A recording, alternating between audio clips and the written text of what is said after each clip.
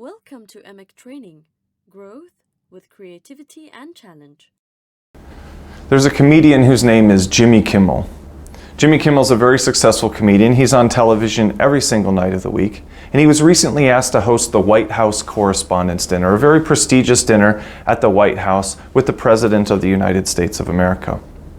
At what point in the dinner, he walked up to the podium and very seriously looked at the crowd and said, "I just want to thank Mr. Mills, my high school history teacher, who told me I'd never amount to anything if I didn't stop screwing around.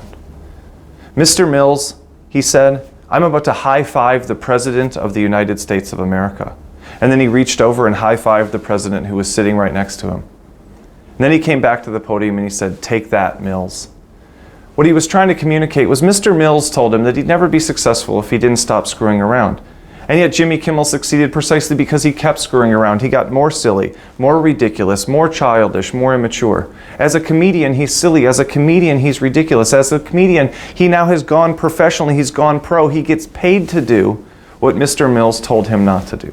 I believe we succeed not by fixing our weaknesses, but by amplifying them, by oftentimes doing more of what people are telling us not to do. They told him he was doing too much of something, and instead of stopping, instead of moderating, instead of moving back, he amplified. He did more of that instead of doing less, and that's when he found success.